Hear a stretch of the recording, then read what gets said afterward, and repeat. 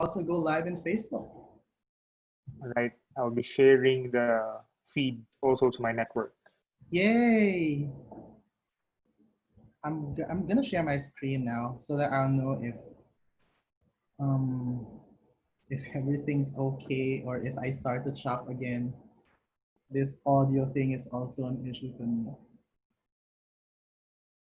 Okay, same as the same. All right. Okay, we have see how fast everyone's getting in. There's now around 70 people in the participant list. Hello everyone, good afternoon. Welcome to our session today of the PSTD Learn from Home series. Well, let me unshare my screen first so you will see our guests today. Hi.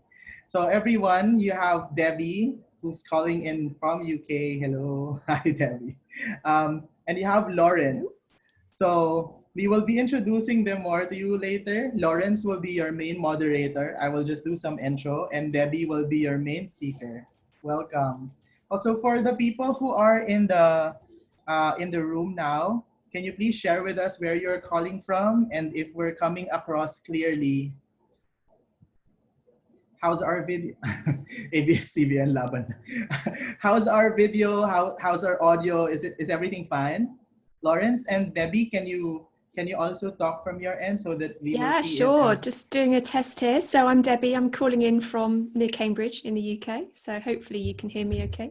That sounds so sassy. I'm calling in from Cambridge from the UK. It's so amazing. Lawrence, how about you? Where are you calling from? I'm calling from the local neighborhood. I'm in Makati. So I hope I'm coming across clearly as well. We're calling from the same place. Maybe that's why your audio is very clear. All right. Okay. All right. So everyone, welcome. Welcome Mon Villar. Mon Villar, keeps on attending our learning sessions. Welcome here. She says our audio is working well. Fides is calling from Parañaque City. Welcome. And Malabon, Mavic is calling from Malabon. So, Debbie, I'm mentioning places here that are not necessarily just within the cities that Lawrence and I live in.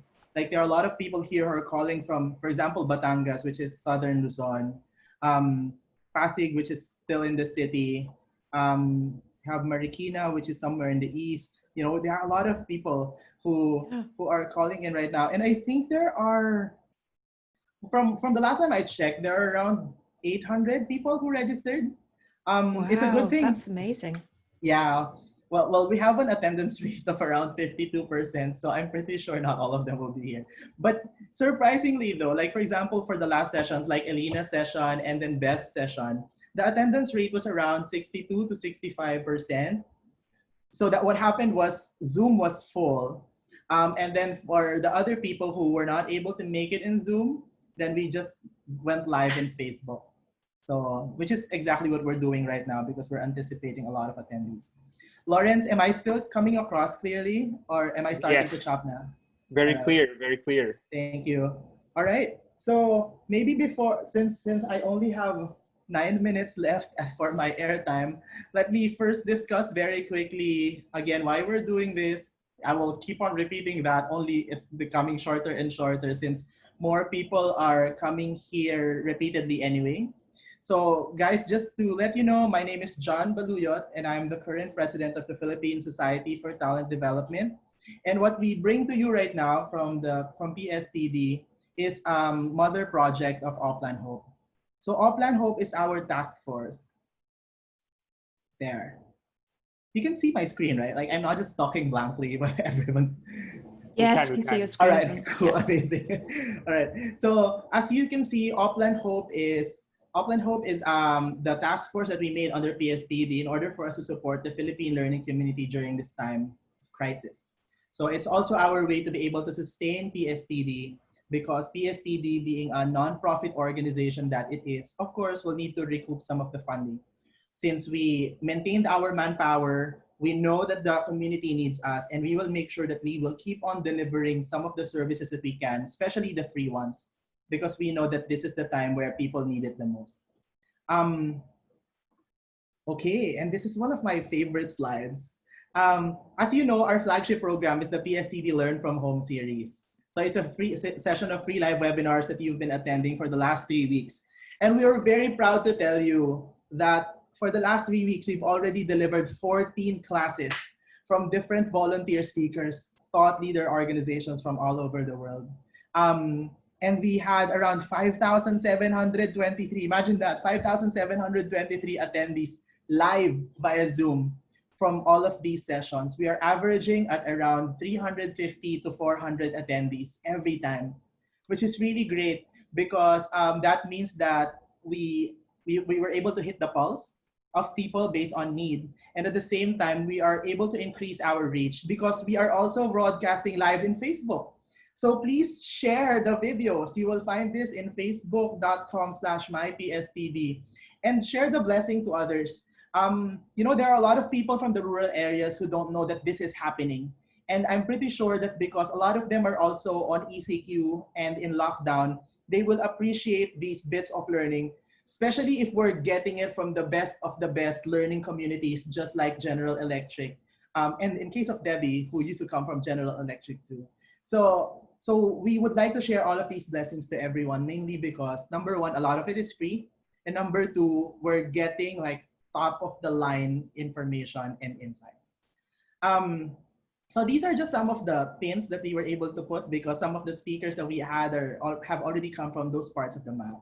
And we're very happy that you're still with us despite the 3 weeks of continuing lockdown.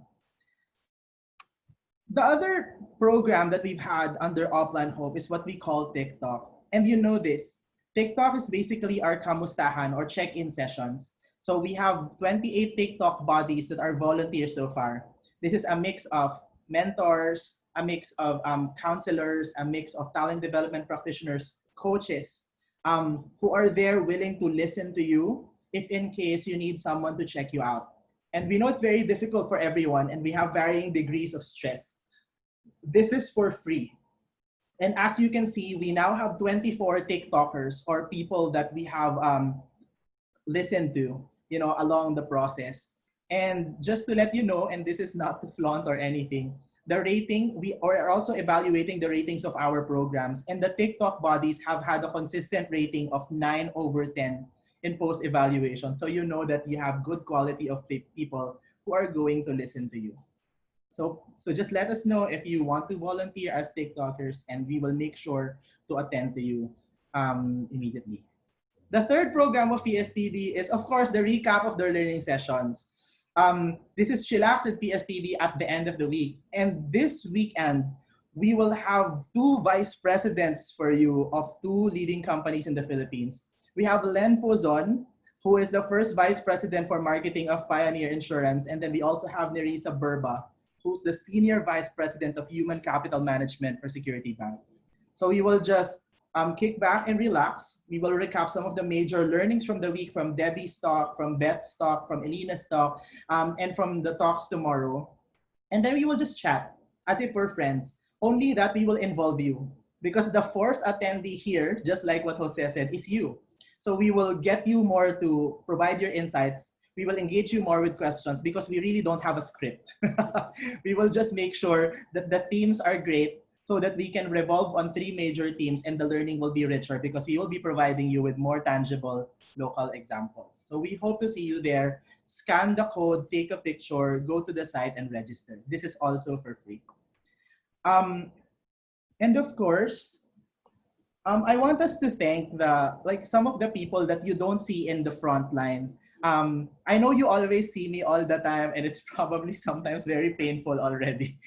That's why we have Lawrence and other people who are doing some of the moderation. But I hope you can also acknowledge the people who are providing the services in the back line. So this is our PSTD professional team led by Maricel Benitez. They are the ones who are in charge of emailing you reminders, registering you and making sure that you don't miss your sessions, making sure that you have your certificates. So if you saw a while ago, 5,700 certificates, they're not easy to make. And you have to be grateful that these people are still there and are very strong supporting us in all of these initiatives. So you have Maricel, you have Grace, you have Jen, you have Nat, Norman, Aleli, and Olin. They're here for you, and we hope that you can say a little bit of thank you to them, especially if they are your friends. You reach out to them in Facebook or wherever. I think they will really appreciate that. Now, last 3 minutes for me. What can you do for the cause? Okay, this is the time when we ask for your help. The first one is you can share. This is free. You can share us. You can share our page. And when you go to facebook.com/mypstd and you click on the community tab, there is a way for you to ask all of your friends to like our page, right? Of course, not all of them will like our page, but at least those who are interested will. And if we start growing our community, that means that more people will have access to PSTD. So share our page, invite your friends to like our page, share our videos, because these videos are great learning insights for everyone. Sabi nga, di ba, sharing is caring. So we need more carers in this world. So please continue to share. The second one, of course, is me professionally begging for your money. Be a member of PSTD and register to our paid programs. As you know, we have upgraded our benefits because of the crisis. So now, for until at least until June 15, we have extended the membership duration to 15 months instead of just 12, because we understand that it will not be value adding if you will retain the same 12-month thing. Second is, and this is one of the best parts really, you get, if you're an individual member, if you register, you automatically get 2 free sessions of any of our paid programs, whether it's going to be Tipanan, paid webinar, or masterclass. And if you're corporate, you will get 5 free. So you can just mix, match, and choose which you want to join. And then we also have community of practice, which we are now starting. We now have a couple of members on board in Facebook group. And we have, of course, L&D resources, which will be available to you once you become a member. Now, let's go to those paid programs. So you will see how value-adding this membership is. If you see these 3 paid programs, we have Gallup, Focus on Your Strengths to Build Resilience. We have Liza Makuha, which is our prima ballerina, celebrity, guys. You can interact with her in the session. You can find strength in structure and discipline during these uncertain times. And of course, our EPPANAN, or General Membership Meeting, the right blend, guide for using traditional and digital learning solutions. What is my point here? My point here is, if you're an individual member, and if you are going to register now, and if you use your slot on, for example, 2 of these, that's already almost 2,000 pesos. And guys, the membership for individual members is just 2,800. So in just the freebies, it's already very close to getting your ROI, or your money's worth, apart from the other benefits that you're also getting along the way. So that's one of the biggest things that you can do. Not only are you investing on your learning and development, you're also helping PSTD generate its funds so we can continue to operate and share all of the great things that we're currently sharing to the world. So yeah, this is one of those great things. How do you become a member? Simple. Scan the QR code, fill out the application form, or go to pstd.org, and then on the lowest left portion of that website, you will see how to become a member today and fill out the application. It will automatically go to our repository so that people from our secretariat can reach out to you for your membership. All right. Okay. So we hope you found that insightful at the very least. Just for the last couple of days, we already had around 23 new members signing up. And that's a good sign, because that means that PSTD is going to get new funding from people like you who are very generous to provide your additional resources. Second is the paid sessions that you see right now in your screen. We have 57 registered in Gallup. We have 52 registered with Lisa Makuha, and we have 54 registered in Itipanan. And that's a very nice number. So I just hope you don't ghost us, when it's already the day itself. But it's still a great number now that we see that there is a good number of registrations, even if the sessions are paid. So thank you so much for your generosity. Now, okay, I will stop talking in a bit after I introduce to you our moderator. Okay, as you know, I'm starting to share the limelight because I'm getting overexposed. So so so I'm letting a lot of people experience it because I've learned so much simply from moderating. So there are around 12 people now who have done a lot of these online sessions and they're learning so much. And Lawrence will be that person today. Lawrence is our new member in PSTD. So they just signed up last January. And Lawrence is currently the domain manager for talent of IO Manila. And as you know, some of you probably know that Lawrence is also an active member of Toastmasters. And he's currently the area director of one of the domains here in Metro Manila, Lawrence, right? Yes. Um, in Metro Manila, and he's also in charge of the marketing for that. So without further ado, I'd like to turn over Lawrence to discuss the reminders, the flow, and also to introduce Debbie, our official speaker for the day. Welcome, Lawrence.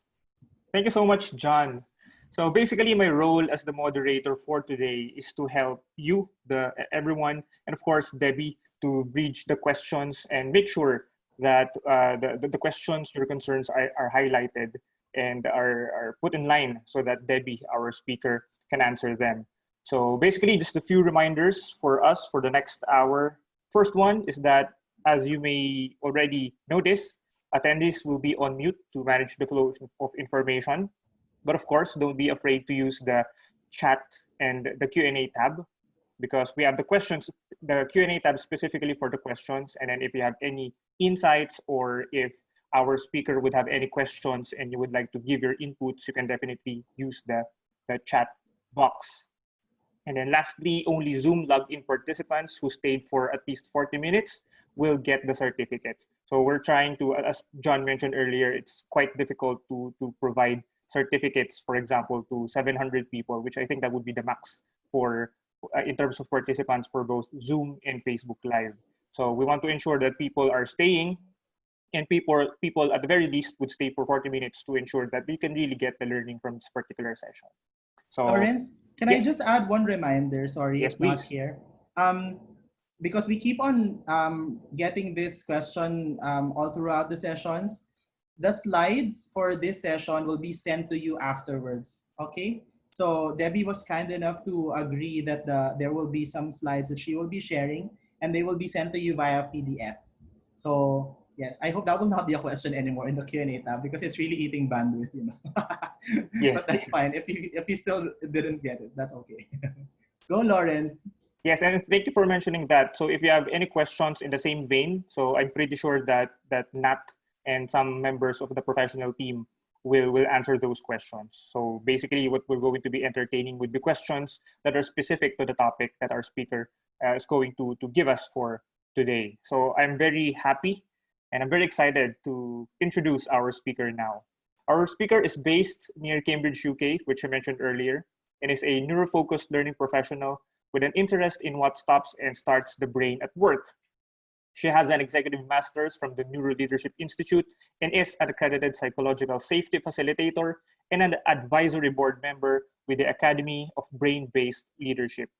Until recently, she was the Mindful Leader Program Manager at General Electric and delivered over 200 interactive webinars about the mind at work to over 13,000 employees.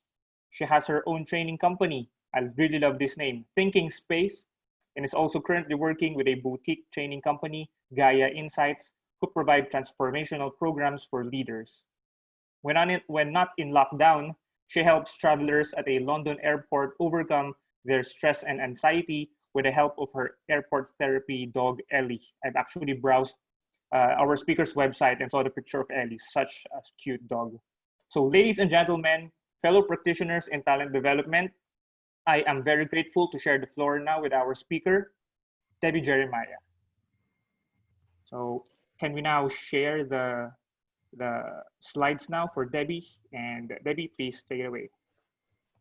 Thank you so much. Thank you. And a very warm welcome as I share my slides here.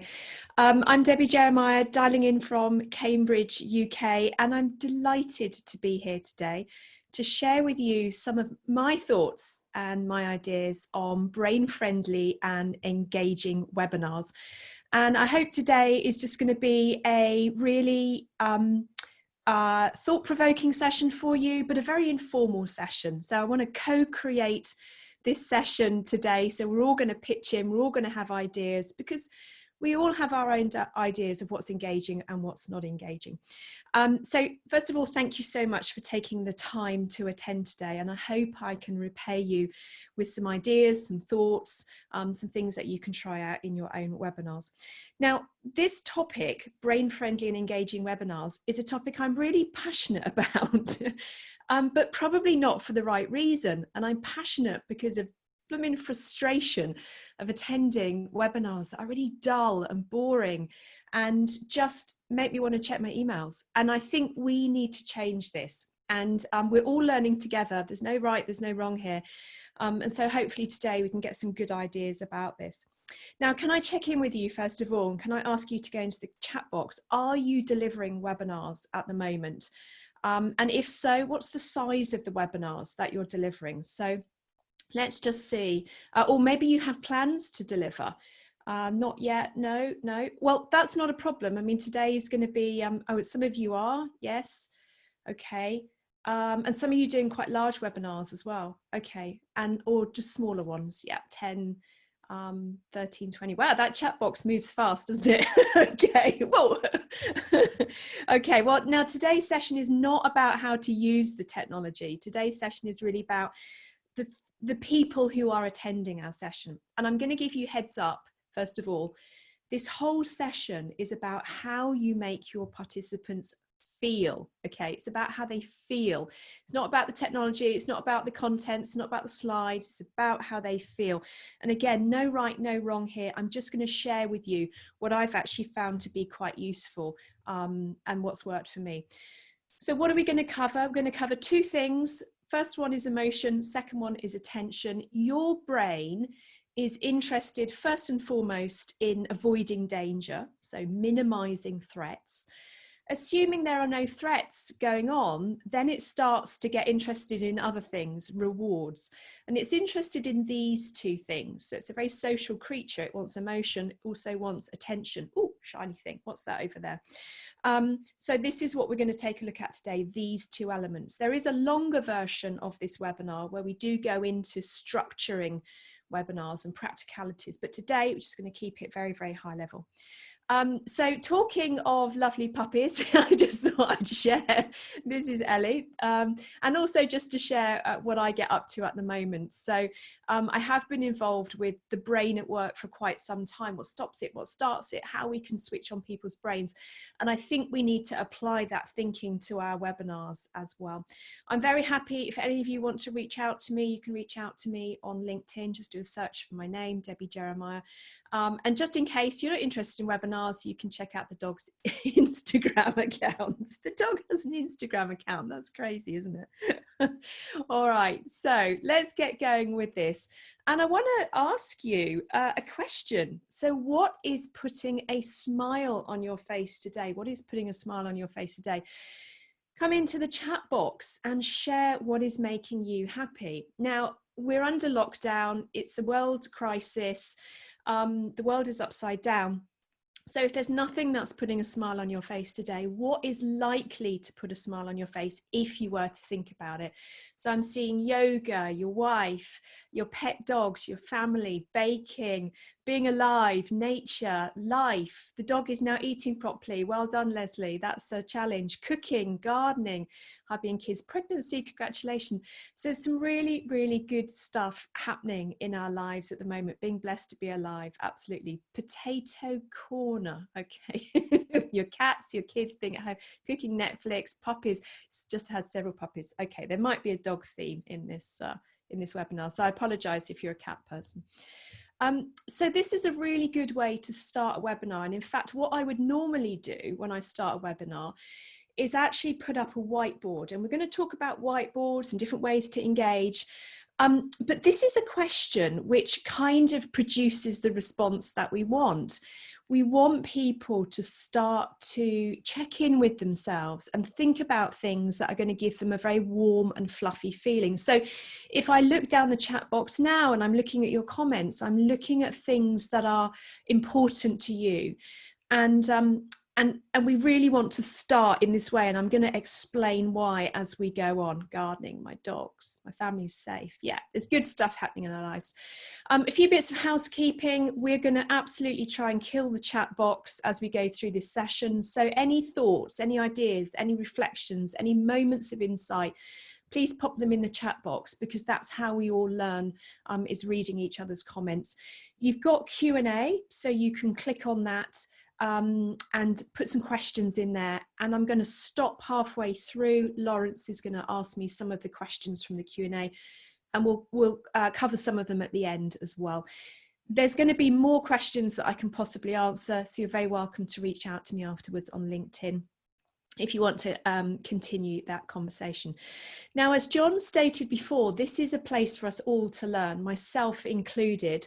So I'm going to have a go with Menti today. Let's just try this. Let's see if we can kill this. So bear with me, all right, as we do this. Let's just see if we can get this working. All right. Okay, so here's another question for you, which is, how are the webinars that you attend? Now, I don't know if you've seen Menti before.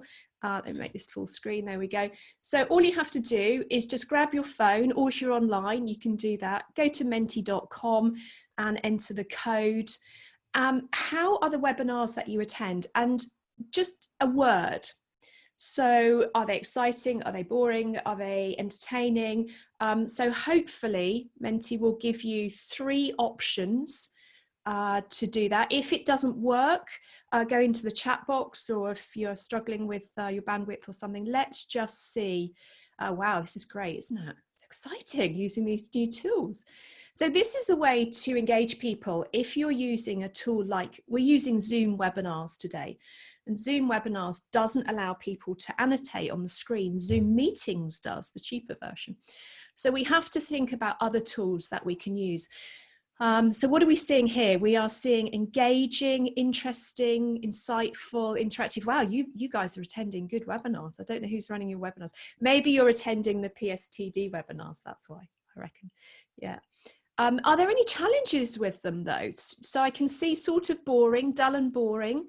Very good, energetic, same theme, thought-provoking, informative, interesting. Okay, so it looks as if the keywords here are engaging, insightful. Actually, that's really good. I'm impressed with that, because not everyone says that. Okay, good. Oh, well, the pressure's on today for me to deliver, isn't it? Okay. All right, good. Let's just take a quick look in the chat box. Informative, helpful, engaging. Good. All right. I think you've been attending the PSTD ones. All right. Fantastic. Thank you so much for that. I'm going to come back to our slides now and continue our presentation. So, oops. There we go. Yeah, so for some of you, those sessions are engaging, and engagement is the challenge that we are facing here. Okay. All right, so let's take a look at our first topic, which is emotion, one of those first 2 topics. And you can see here that it's all about how you make people feel. They're not going to remember your slides afterwards. They're not really going to remember what you spoke about, but they're going to remember how you made them feel. So that's what we've got to really, really focus on, is changing the way people feel. Now, you are a caveman and a cavewoman. I'm sorry to say it, but you are a caveman and cavewoman. You're designed to survive in a tribe, and emotions are key to surviving in a tribe. They're the things that kind of guide our behavior. They produce our reactions. They even produce our decisions. Our decisions are based on our emotions and our feelings. You know, we think that we are highly analytical people, making proper decisions and objective decisions, but actually it's really our feelings and our emotions that are guiding our decision making. So we're kind of feeling and sensing our way through the world, as opposed to being really kind of rational, analytical, thinking beings. And in fact, the whole entertainment industry knows all about this, because any Hollywood movie is trying to tap into your emotions. Music that you love is typically tapping into your emotions. So TV is tapping into your emotions. So we are driven by our emotions and by our feelings. But when it comes to our webinars and our online meetings, often they're emotionless. If you think about it, how much emotion is in a typical webinar? How much feeling is in a typical webinar? You know, do you feel some kind of emotion? Typically not. They're typically very straight-laced, formal, objective. Here's the information, any questions? And that's how they're run. And you know, a lot of these webinars really have the emotion of my toaster. That's how much feeling there is in there. But we are human beings, and we want to be treated like human beings, and we want to have the sense of connection and sense of bonding. And if you were to host a party, assuming we're not in lockdown, would you treat your party guests like you would treat your webinar attendees? It's probably going to be very different. In a party, we know how to treat people. We invite them in, we break the ice, we give them food, we give them drinks, we get them to talk to each other, we get people to laugh. We do all these things. Do we do any of that stuff in a webinar? No, we just share some slides and then we ask if we have any questions. So it's a very different experience.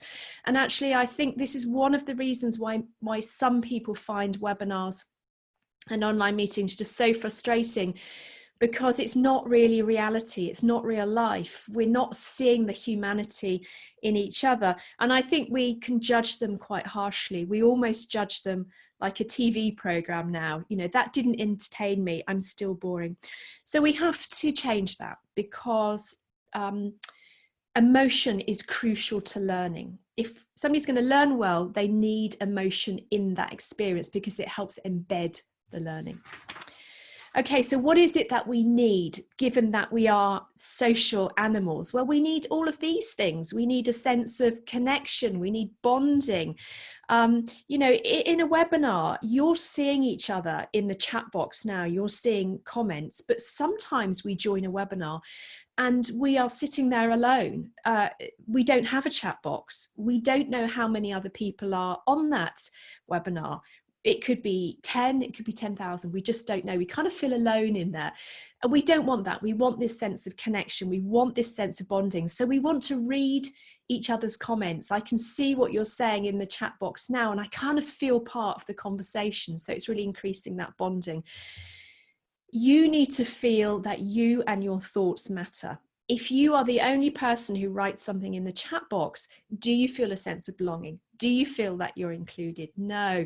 So we really need that sense of belonging, that sense of inclusion. And you need to feel heard and acknowledged. And I'm going to say this a lot of times through this session. So if I look in the chat box now, I can say something like, yes, Daryl, timely, absolutely. Yes, Jeff, engaging.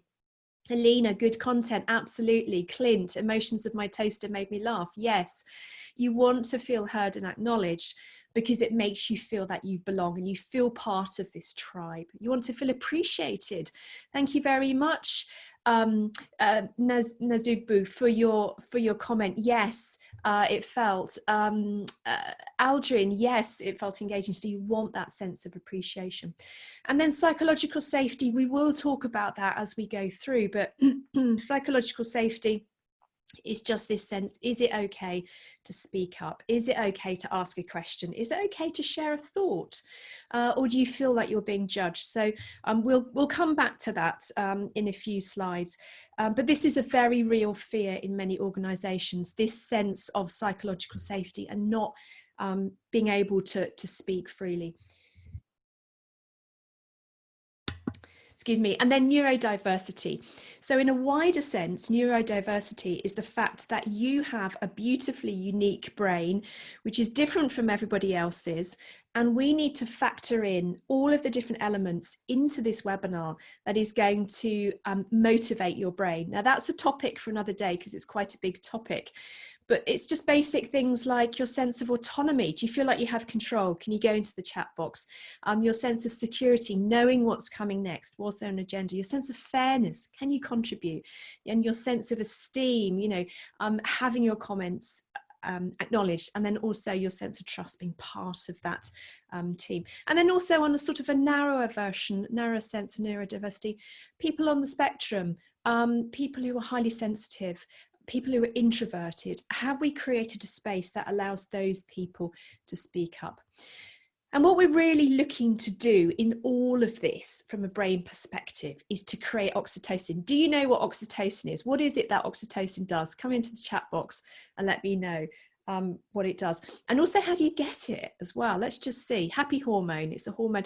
Yeah, oxytocin is actually a hormone and a neurotransmitter, so it works in the brain as well. It's the bonding hormone, it's the love hormone, lots of ways to get it. Do you know how to get it? Let's see. For those of you who've got pets, you probably know. Yeah, a hug, so contact, touch, any kind of bonding gives it, chocolate, food, a cuddle. Yeah, we get it through intimate moments as well, moments with our partner, cute puppy, that type of thing. Absolutely. In fact, we get it from any sort of team bonding. So if you are in a rugby club or a football club, just that sense of being bonded with your group would actually give you oxytocin, which is really funny because it's the love hormone. Now, any ideas why we might want oxytocin in our meetings? Well, it's really because it helps reduce stress and anxiety. So oxytocin reduces the sense of pain, and physical pain and social pain use the same networks in the brain. So oxytocin is helping to reduce our social pain. So all of those hurts, those upsets, those little sort of pinches through the day, the social pinches, oxytocin is helping to reduce that. So that's why it's really important. So how are your webinars? Are they creating this sense of oxytocin? Because when oxytocin is flowing and we've got this sense of connection and bonding and belonging, our threat response switches off. The clever parts of our brain, prefrontal cortex, that do all the planning, the deciding, the thinking, the decision making, all of the stuff we need day to day, the stuff that we're employed for. Oxytocin is calming us down, and it can help keep those parts switched on so we can think better, we can work better, we can be more effective, and it can give us moments of insight, because we need a quiet, calm mind for moments of insight. All right, so are you getting a sense of these things in your webinars, that connection, that bonding? Just have a think about that. Maybe the ones you run, what are you doing to create this group sense of connection? Yeah, dull webinars, Lucra, absolutely painful to watch, painful to deliver as well. So how do we get oxytocin in real life? Well, yes, it's bonding. Oh, look at that, so cute. You know, and kids and intimacy. Can I just say, I had to search for some puppy pictures when I was putting this presentation together, and I was looking at hundreds of pictures of puppies, literally oxytocin dripping out of my pores. I think it was just so cute. So yeah, we can get oxytocin from these things, but in our webinars, how do we do it? How do we create it virtually? Well, one of the key ways is to ask people what they think and what they feel. So I've already asked you what's putting a smile on your face today. And you were talking about things that were really important to you, your pets, your kids, your family. Chances are you were starting to sort of change the state of your mind. If I just ask you, what is your favorite color? What does that do to your brain? Probably doesn't do very much. But if I say to you, you know, what is the thing that you're most looking forward to this weekend? Your brain is okay. You're all answering, but what is it doing to your brain? Is it really exciting your brain? But if I ask you to think about your family, you know, what is the best part of family life for you? You know, what you know, what animals do you have? Describe your animals to me. Chances are you are going to be thinking and you're going to be feeling about them, and that's going to start to change the state of your brain. So in a webinar, we want to be asking, what are you thinking? What are you feeling? And as a facilitator, I need to be talking to you. I need to be responding in the chat box. I can't just go through my slides and then at the end ask you what questions you have. So it's a bit of a difference to talk to you. So Maria, you've got a dog named Oreo. Lovely. Yes, I'm talking to you. We're having this conversation. It's a two-way thing. It's a group shared experience. We're all in this together. We're vulnerable. We're open. It's psychologically safe. And some of the practical ways in which we can do this are using whiteboards and white slides. Now, as I mentioned before, we're using Zoom webinar here. We don't have the ability to use white slides, but I'm going to show you some later on and you can have a look at what they look like. They are my go-to tool, but we can use other tools like Menti and PolyV to just get that anonymity. Why is anonymity important? Now, you are being wonderful at the moment because I'm looking in the chat box and you're chatting freely. But if I ask you a very personal question, it might be harder for you to do that. So if I ask you, you know, what do you think about this? What's really creating your stress? What are your key challenges at work? What is the challenge with the culture that you have? You might not want to share it in the chat box for obvious reasons, which is why we really want to use anonymous tools. And I'll show you in a moment what is the impact of using those anonymous tools. So let's just touch on psychological safety. Is it something you think about? Is it something you talk about at work, psychological safety? What is it? Well, it's just that belief that you can express yourself freely and you won't be punished or get into trouble in some way for asking a question, for speaking up, for saying something. All right, so, but how does it work virtually? Because often, and if you think about the webinars that you attend at work, often there's some self-censoring, and have a think about what it's like for you. Now, if we were to run a session where there were observers present, maybe there were people from a department in your organization, maybe legal was present, or there were some senior managers present. The session was being recorded, so this is happening at work. It's a mandatory HR session. HR has told you to go to this session and they've given you this invite, all right? And HR is sitting there observing as well and watching. Maybe it's your entire department. So it's everyone in the department, including your managers. Maybe there are some cultural issues. So maybe there are some cultures present who typically don't speak up, who typically don't raise questions, don't like to rock the boat. And maybe there's some organizational issues going on. Maybe there's a lot of stress, maybe there's a lot of turnover in the department, maybe people are being challenged with overwhelm or resilience. How easy would it be for you to express yourself if all of that is going on in your webinar? Would it be easy to run that webinar? Would you have lots of comments in the chat box? Probably not. It's probably going to be quite difficult. So in these instances, we've got to find other ways. Now, you know, the easiest way to create a psychological safe session is a session like this, where it's voluntary sign up. You know, your HR manager probably isn't present. You probably don't know that many people on this call, and you've decided to do it because it's for your benefit. Then we're all really free to discuss things. So it really kind of just depends on the type of session you're running. I have run sessions like this in the past. I'll be honest, they're really tricky to run, and there will be nothing in the chat box. There'll just be a few polite thank yous at the end. All right, so that's a little bit of theory. Now let's sort of dig into the practice and let's see, what does it look like when we run a session that has emotion in it? So let me show you some examples. And these are some examples that I've taken from some webinars I've run in the past. And I want to share some of these whiteboards. So remember, these are completely anonymous. So here you've got the same question that you answered. What is putting a smile on your face today? So take a look at some of the comments that they've got there. So what is it that they're talking about? So here it's completely anonymous.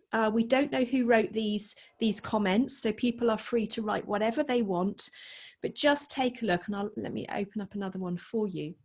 Now, does it look like that's a boring webinar? Or does it look like there is some degree of emotion in there? And if you look, they're talking about their dogs, they're talking about their weather, their yoga, things that are important to them, being a volunteer, their tribe, their kids, their vacation, friends, clearly a cat, the bed, best friend. So they're talking about those things that are potentially going to create some oxytocin in their brain. Do you think they look bored, or do you think they look like they're having a good time? So these people have been given the tools, they've been invited onto a whiteboard. And if you're using Zoom meetings, you could do this sort of thing. If you're using Adobe Connect, you're using MS Teams, you can do this sort of thing. Yes, it does. Absolutely. It looks fun. It makes them feel at ease, low anxiety. They're excited. Absolutely. Now, they may have done this question before. They know it's coming and they're launching themselves into it. It's part of the experience. So before we do anything in this webinar, they are all invited to do this. Let's see what else we've got here. So here we've got another one. So I will just say, when you give adults the chance to draw on the screen, they turn into 4-year-olds, which is really, really fantastic. But the other thing is we can actually ask them sensitive questions. So you can't even see the question here, but let me just see if I can point it out to you. Let me just grab my my pointer tool for you. So here, thinking about a scenario that would typically press your buttons or trigger your emotions, what are your strategies for managing your emotions and how effective are they? So that's what they're talking about here. They're talking about things that are really personal to them. They're talking about going for a beer with friends, breathing, watching a movie, taking a walk. I express my emotions. So they're doing things that they're answering in a way that they normally wouldn't in the chat box. And you can see somebody up here has said, I hope all these comments are anonymous. So once you give people the space and you ask them a deeply reflective question, you can see that actually they go for it. They're probably not going to do that in the chat box. All right, so I tell you what, let's just take a little bit of a break there. And let me just ask you, so far, what are your reflections? And Lawrence, can I just do a quick check-in with the Q&A? Are there any questions so far? Let's just see if we can take a question or two. Yes, please. The first one, I think we can zoom in with the questions that are specific to this portion of the presentation. One of the questions would be, what whiteboard apps or websites can you recommend? You know, the question about whiteboards and white slides, each platform is completely different. I'm going to be really honest and say I don't use whiteboards, I use white slides. So what you're seeing at the moment is what I would call a white slide. And so this is just a slide in the presentation, but I prefer to use tools that allow co-annotation. That means we can all go onto the screen and annotate at the same time. If we're using the free version of Zoom, you can probably do that.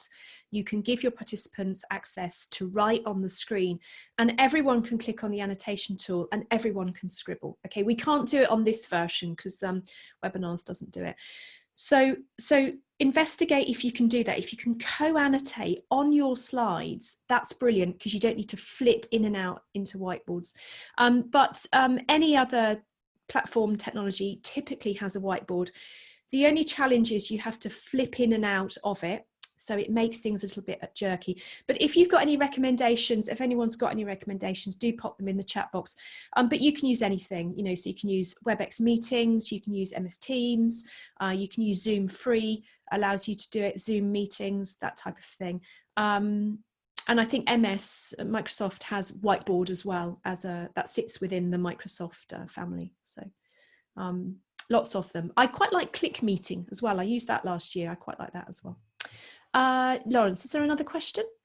Thank you, Debbie. Just to follow up to what you mentioned. So for all our guests today, you can notice that when you are on the chat when you're on the chat box, there's actually an option for you to type in your message and send it to either all panelists or to everyone. So since Debbie mentioned that you can recommend and suggest what are your top whiteboard applications that you can recommend to the other participants, please change the messaging type from all panelists to all panelists and attendees so that the others can also see your suggestions.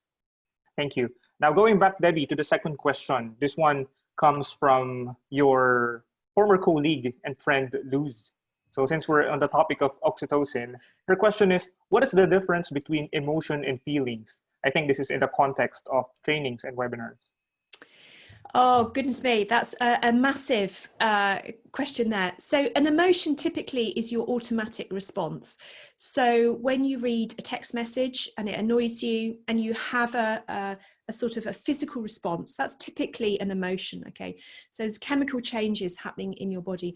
A feeling typically is a subjective way of describing the sensations. So you and me can have similar sensations, but we will give it a different subjective label, if you like. And this is why you and me can go to the airport and we both get butterflies. Well, actually, airport isn't a good example at the moment. You and me can go to the airport in 2 years' time and we can both have the same physical sensations, but you have labelled it excitement and I have labelled it fear, terror. So a feeling is subjective. We can't measure it. Scientists can't measure it, but an emotion is this kind of physical response with neurotransmitters and hormones and lots of sort of biochemical changes happening in the body. We can change feelings by reviewing them, thinking about them, reappraising them, really kind of assessing them. Emotions are a little bit harder. There are things that we can do, but certainly activities such as mindfulness, self-awareness can really help us in that. So that's a webinar in its own right, that question. So thank you very much, Luz, for that question. But let's do another webinar on that one to go through that one. Thank you, Debbie. So I think that will be good for now, and we can proceed with the rest of your slides. Okay, all right, brilliant. Okay, great. Let's move on then to the second one, which is attention. So we've done emotion, now let's do attention. Now let's get a little bit more nitty gritty. Yes, so we need to assume that our audience has the attention of a 4-year-old child. What is it about the brain and attention? Well, your brain just loves rewards. If there are no threats present, there's no saber-toothed tiger, there's no drama, no crisis, then your brain is pushing you and driving you to get rewards. And these rewards come in the form of dopamine. You might know all about dopamine. It's a neurotransmitter. So it's a biochemical that lives in your brain, and it's the thing that drives you. It drives you to get that new car. It drives you to get that new iPhone. It drives you to get chocolate, to get your money, to get that new handbag, to get dessert, to get ice cream. Okay, so when it's released in your brain, little party happening in your brain, it feels really good. So it's motivating you to get things. And it's also the neurotransmitter of addiction as well. It's the thing that's driving you because it just feels so good. So what we want in our webinars is we want little rewards. We want bursts of dopamine, and we get these in a few different ways. Now, I'll just put up here a little peak performance curve, because actually, if we think about a brain performance, so your ability to sort of think well, so we've got stress going down here on the right, and then we've got thinking going up here on the left. You know, there's an optimal amount of stress that we want, or pressure, to produce our peak performance, the sweet spot when our brain is really, really working. Some of our attendees are going to turn up and they're over here. So we need to calm them down with those questions. What's putting a smile on your face today? Tell me about your dog and your kids. And then other people need kind of encouraging. So we need to ask them questions. We need to pressurize them, because we want everyone to come here to this sweet spot. And you know, if what we want to do is imagine that your webinar is like a great movie. We want people to be really, really engaged in that movie all the time, so that they're kind of coming along us with the journey. All right, so I want to show you some practical ways of doing this, but I'll go through a little a few bits of theory very, very quickly. So let me just do this bit quickly. The key way that we get people to engage and to generate attention is to ask them what they think. So what do you think so far about attention? How do people hold attention in your webinars? How do you hold attention? And the key thing is to ask them how they think all the way through, because when you're asked what you think, you can generate insights, and that's what we want. We want people to think, oh yes, that, oh that, yes, that's right, and that links to that. We want them to be coming up with ideas and insights, because anytime you have a moment of insight, that's why that happens. That generates a little bit of dopamine in your brain. It feels really good. It's a learning moment. Now, gamifiers or gamification people know that dopamine is released through scoring points. I actually think it's released when people have moments of insight through thoughts, ideas, connecting up sort of random ideas in their head. And that's why we've got to get people thinking.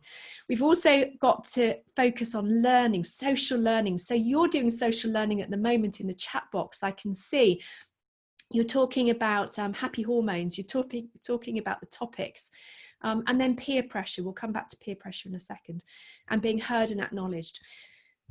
We probably need to ask people what they think every 10 minutes. So we can't go for very long without asking them what they think. So what do you think so far about this? What are your reflections on this? If we have a very long webinar that goes on for over an hour, we need to stop for 5 minutes, give people a brain break, give them a question to think about, and give them some quiet time for those quiet thoughts to just pop into their head and create that moment of insight. And then we need to use some kind of movement on the slide. If your slide is very flat and it doesn't move, how does that engage the brain? So the brain is looking for something. It's looking for a shiny thing. It's looking for something to happen on the screen. So we can really engage people using this pointer, providing we're not kind of going wild with it. That's not very good. So we can use the pointer here, or we can use the slide as well, something like that. All right. So those are some things that we can do, and also your delivery style as well. So I'd really like to share with you, very important strategy, corporate strategy now. That's really, really important. Need all of your attention. No, we need to have a delivery style that's engaging, that's dynamic. How is the tone of your voice? Are you using filler words? I just used one then.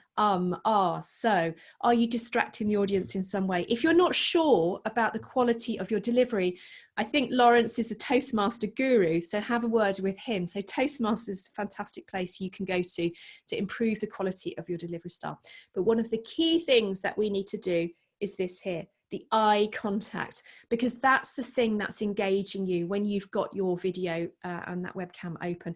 If I'm talking over here, if I'm talking to somebody on the screen, how engaged do you feel? How engaged do you feel when I look at you? It's a very different dynamic. So that's a really, really key one that we can definitely work on. Okay, and then a couple of things finally to just to finish this bit off here, and priming. So how are you starting? Now, you were primed at the beginning to use the chat box. You're encouraged to come into the chat box. You really have to do that. You have to warm up your audience just as if you were going to see a comedian. And then how do you finish your session? So this thing here, the peak end rule, we associate an experience with the peak of the experience and the end of the experience. How do you end your experience? Does your webinar end making everyone feel really, really good? If it does, that's the association that you're going to create for next time. So we need to keep working on the ending. So each time we're increasing the association of this is going to be good, this is going to be good, this is going to be good. So they're coming back ready to engage, ready to participate, and it's a better experience for them. But one little word of caution: if you promise a good webinar and you don't deliver it, you disappoint people and their dopamine levels fall. So it's almost like me saying to you, dessert is ready, dinner's ready. Oh, sorry, it's going to be an hour now. It's going to be delayed. And you're like, oh, your dopamine falls. And this creates the checking out. This creates the frustration. So, you know, if you're expecting that new Star Wars movie to be fantastic and it doesn't deliver, what does that do to your brain? It's the same with a webinar. So if you've set the bar high, you've got to continue with that bar. You've got to keep it going. All right, so let's now get a little bit practical. I'm going to show you some examples of different ways to engage. I'm going to go through these really quickly. Unfortunately, you can't engage on the screen with these ones, but I'll just kind of show you what it might look like. You could if we were using a different version of Zoom. So here's just some things that we can do. So how much experience do you have in delivering webinars? Here we're just going to ask somebody to just draw on the screen. Oh yeah, something like that, you know. Or we can have them click on a stamp or something like that. You know, there's lots of different things that we can get them to do here. Or we can get them to just draw on the screen. Yeah, I think Lawrence is drawing on the screen. Thank you, Lawrence. So just have a think, Lawrence, as you're doing that, how much effort it required. Did it require very much effort? Or is it just, it's quite easy to do? Because it's the effort that's going to create the attention. So this is fine to do, but we need to do it in moderation because it doesn't really do that much for the brain.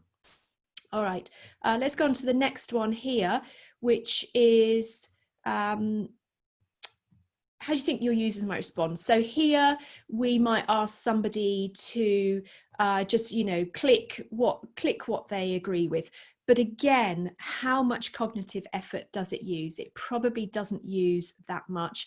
So we can use it now and again, but it's not going to create attention. What's going to create more attention is something like this, which says, can you write on this screen? Can you use the whiteboard? Can you use this white slide? Can you go into the chat box? Then our brains start to wake up. So we would expect this page here to be covered. The next thing we can do is ask people to come onto our webinar and talk. Now, we can't do that in this one. If it was a small webinar, 10, 15 people, we could sort of go around the flower here and ask them to speak in turn. So we're creating a very psychologically safe session. Matteo, what do you think? Hannah, what do you think? Anna, what do you think? So it's a really nice way of reducing the stress. People can just stop and listen when it's not their turn to speak. That's a really nice way if you've got a very small group. And then, of course, we could ask everyone. Again, we can't do it here because you can't unmute yourself, but we could say, or I could look and I could say, Luz, what do you think? What are your thoughts? Could you unmute yourself? Could you come on and speak? Odette, could you unmute yourself? Could you come on and speak?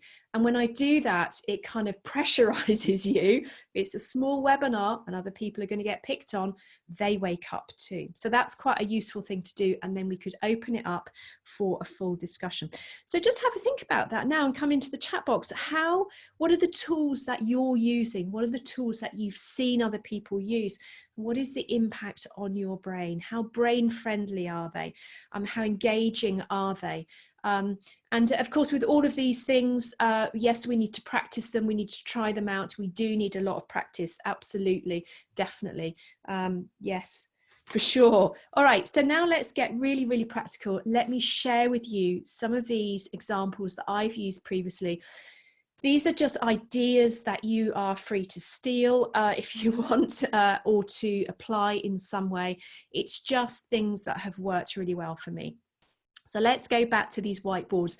And these were actually all white slides. So this was a slide that was in the PowerPoint presentation where people were given that ability to co-annotate.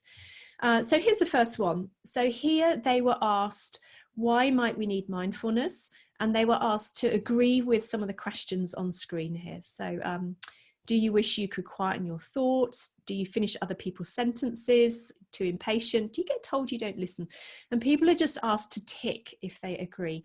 So this is a self-generated insight. So here we're asking questions to give people the opportunity to think, to see if they agree, do they disagree. They may generate the insight that then says, okay, I now need to find out about mindfulness. So that's quite a nice little tool that you can use.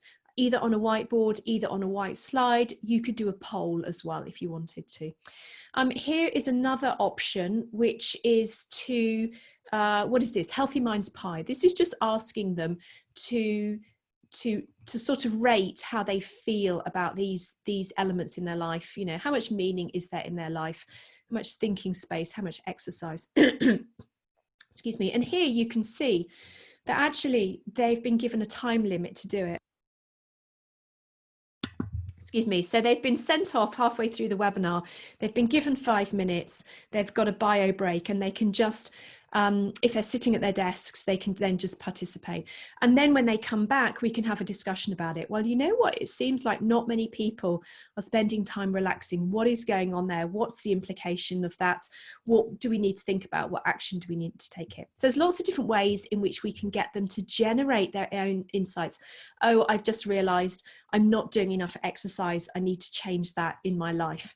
So that's a sort of a nice interactive way in which we can get them to do that. What else have we got here? Let's look at some more thoughtful whiteboards. So here we're asking them, what do you now think about your brain at work? So they've had a bit of information and they're just now reflecting on it. They're reflecting on how their prefrontal cortex is working. They're reflecting on chemicals. They're reflecting on their amygdala. So they're just sort of having a think about it, and they're developing more thought. And here we're asking them, this is one we'd ask at the beginning of a session. What were your reflections from last time? What are you bringing forward? This is just like using a flip chart. Okay, well, this is what I remember. I remember the dopamine. I remember the fairness. I remember the avoiding fear, the safety, the amygdala, the stress curve.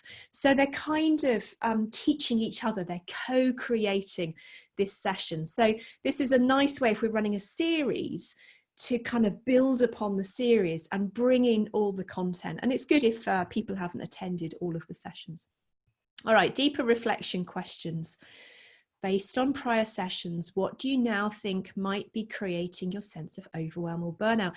So here we're really pushing for deep information. So, you know, workload, control, pressure, all that kind of stuff.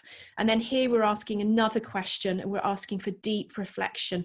We may not get this deep reflection in the chat box, so it's important that we create this space.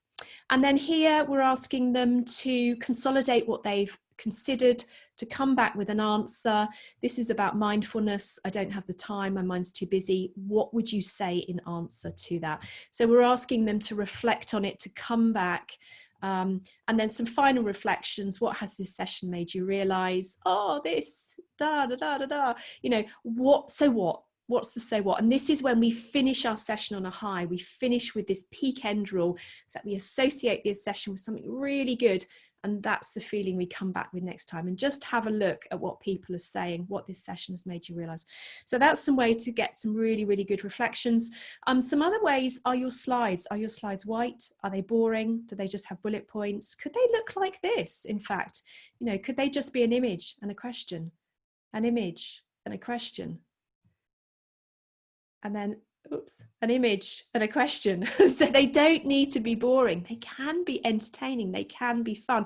And then I think if they are fun, you start to see people make comments like this. You start to see them making comments, and they're talking about engagement. They're talking about whiteboards. They're talking about chatting. They're talking about engagement, whiteboard, thoughts, feelings. You start to hear people talking about something different.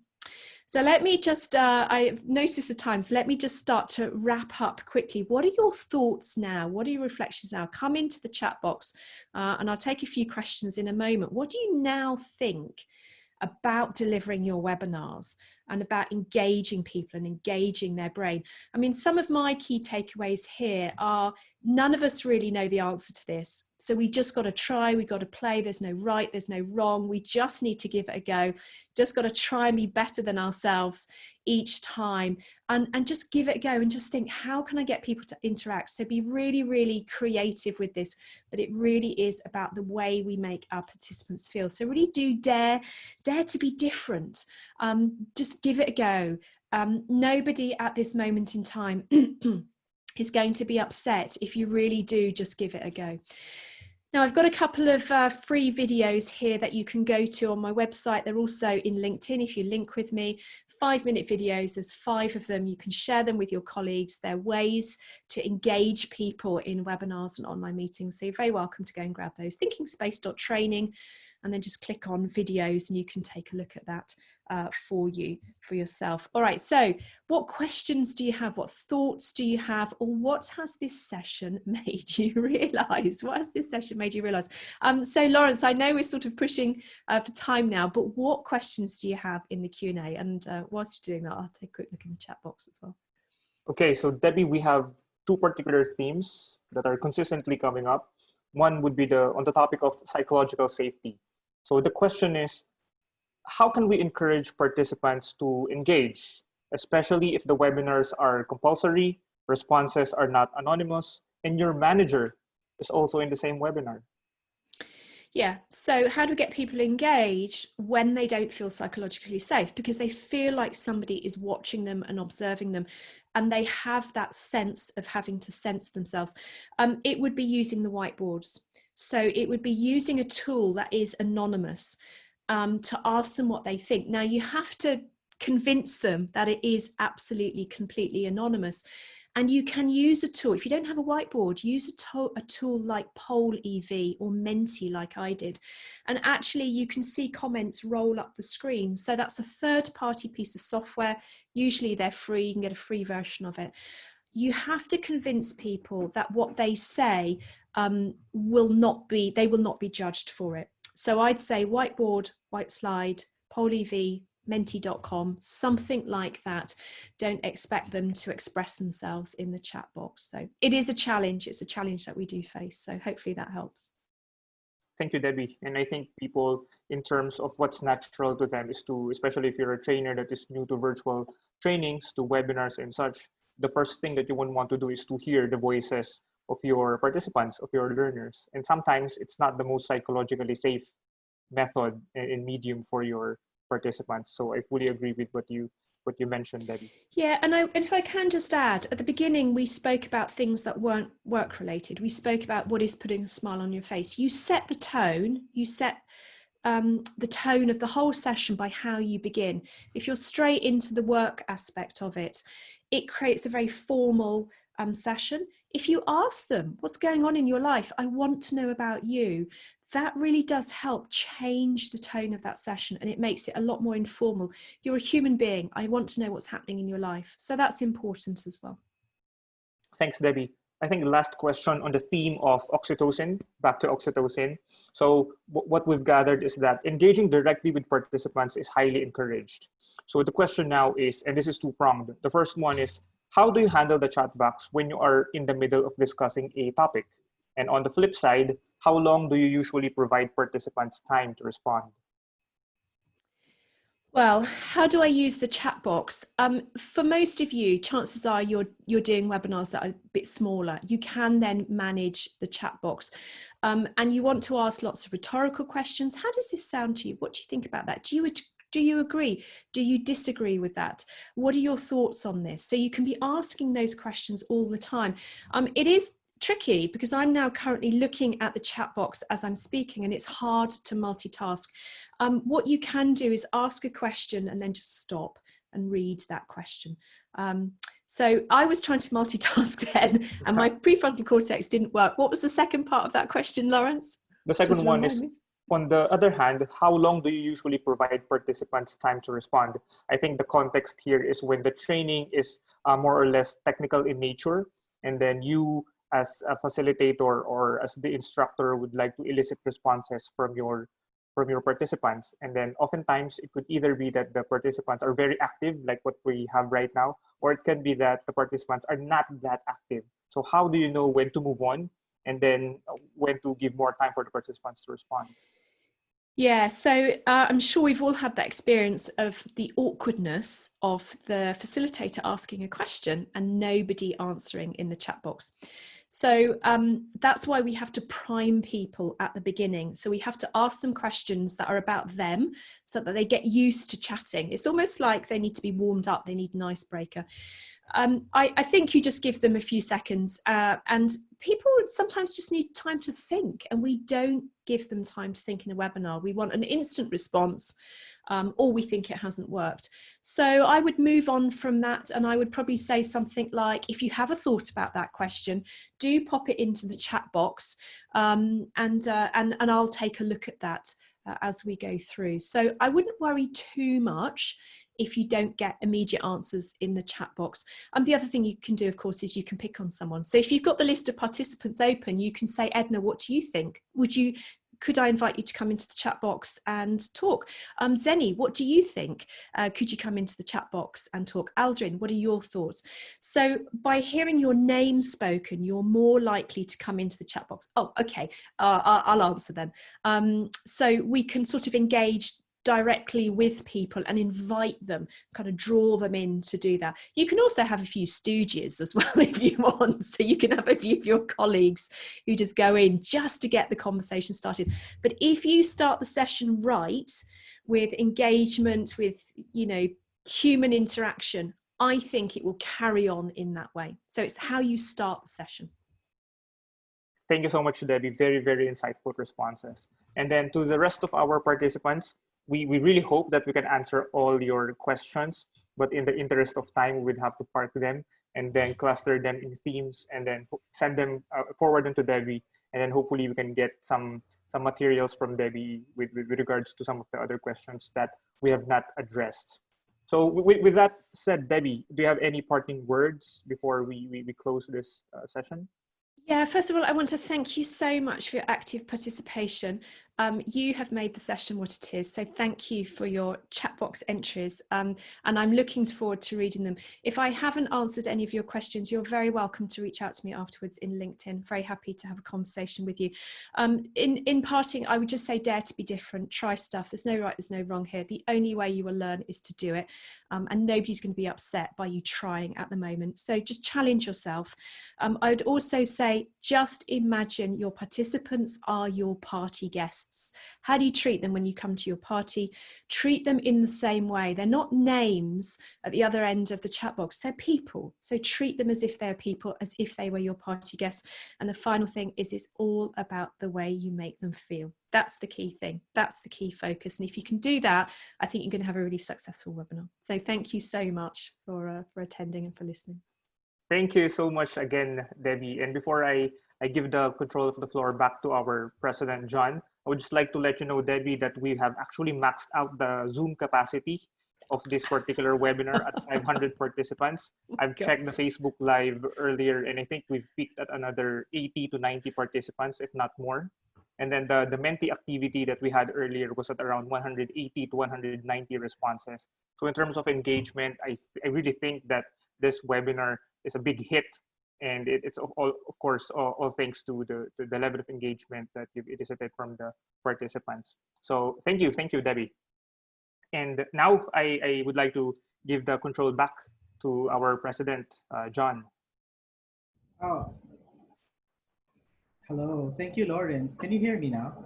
Yes. Hi. Well, first of all, Debbie, again, this is amazing. I learned so much today that I really didn't know. I didn't know there was a difference between feelings and emotions. I didn't know how big a psychological safety can be a factor in when it comes to learning. I didn't know that whenever you're using some of the tools, you're starting to trigger different types of hormones, which can eventually maximize and optimize learning for individuals, which is a great way to insert in design and also in facilitation. And as you can see, we have a lot of facilitators here and the training designers in the audience. That's such a great benefit for them, mainly because they're hearing it directly from the best of the best. You know, you and the other people in GE have been very instrumental.